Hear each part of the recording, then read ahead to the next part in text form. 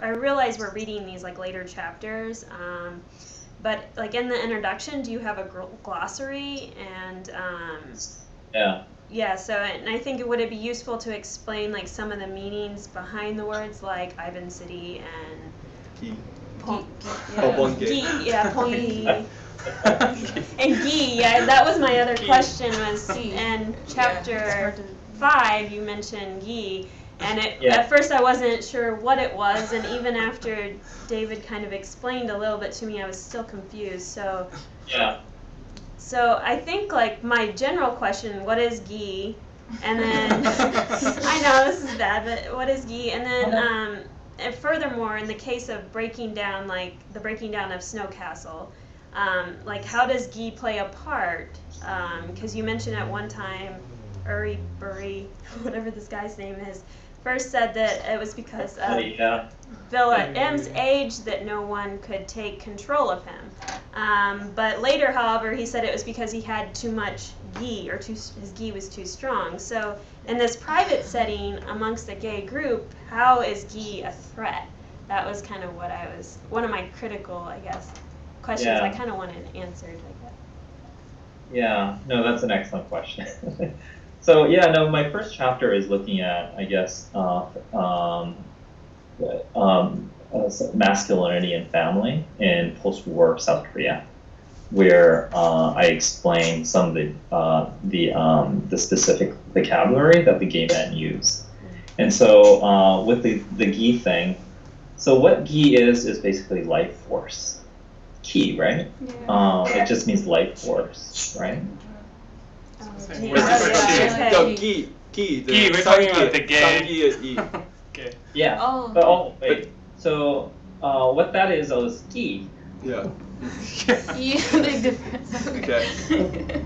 So Gi is what they call Is that derived from Gi? From cheese. I would imagine they are. Yeah.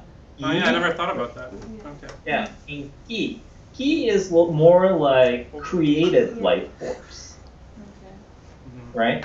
And so so it's basically the idea of Kent, right? The idea of Kent. So what the gay men do is, like to be an engineer, you don't need much Gi, right? But to be a K-pop star, right? You need a lot of Gi, right? You need this kind of creative, individualistic life force. Do you see what I mean? Yeah. So it's very individualistic and it's very creative. So hairdressers, any kind of creative profession, you would need that, right?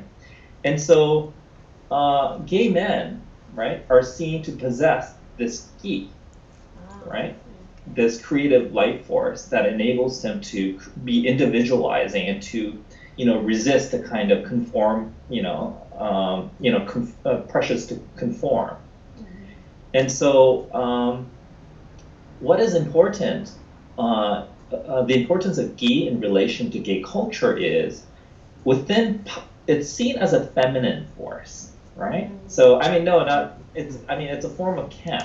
So the way that gay men perform Gi is by gender transgression, right? So drag shows, for instance, right? But in ordinary life, gay men also perform Gi by appropriating feminine, appearances or manners of behavior, right?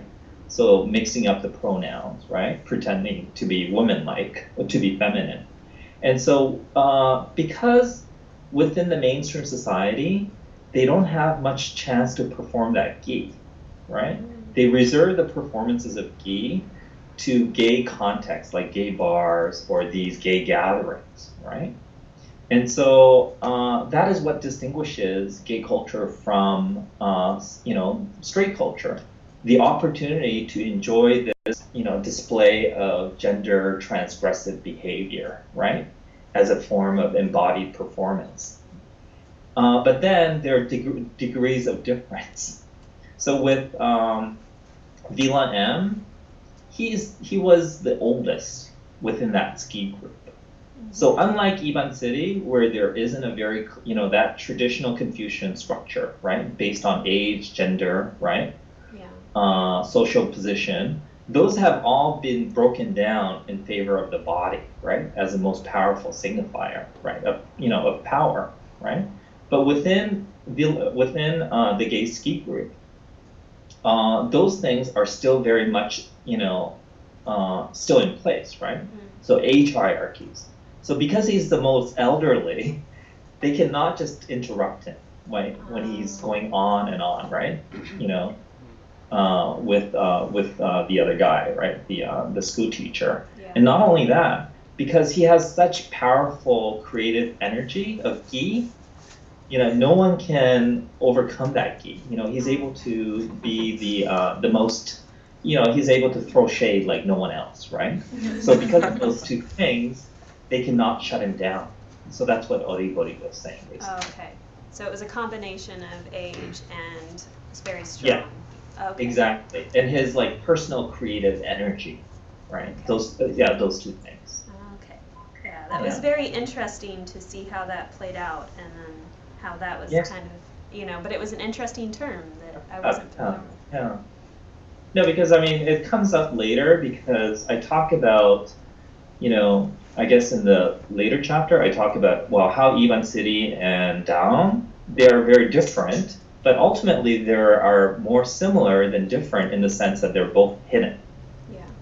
And they're hidden in the sense that later on, I don't know if it's in that chapter or one of the other chapters, what Oribori says to me is, you know what, it's great to have these groups, but to be a proper homosexual in Korea, you need to know when to display gi in a proper context.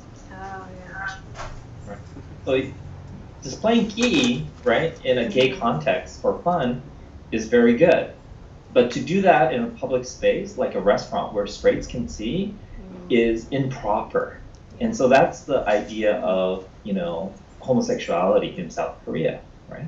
You need to be proper Korean in public spaces, and you can only be, gay in these, you can display these feminine forces only in confined spaces. That's a proper way of being Korean. So that's how it's also important. So do you find this exuberance then, like when they finally can't express it, that they go like, you let them go overboard almost?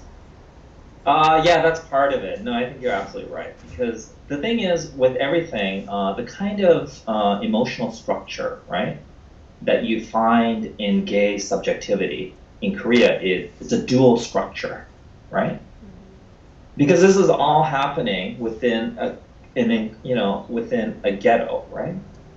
Within a cyber ghetto or a spatial ghetto or a temporal ghetto, where everything that has been suppressed, right, within everyday life kind of erupts, right? It has only like the weekend, right, to erupt. And so that's part of the exuberance, I think, that Villa M, displays. Because I think one of the things that I write there is, there's a lot of drinking, there's a lot of sexualized jokes, right? And so one of the reasons they drink so much is because they're trying to spit out, right? Throw up everything, all the nitty-gritty, ugly things that they have to tolerate in everyday life, right? They cannot display because it's, they have their cheomyeon or social face, yes, right? And so the display of gi, right, over-exuberant gi is also part of that dynamic where everything that they have been suppressing erupts, but in a very inappropriate way, right? That it's disruptive of the group. Yeah.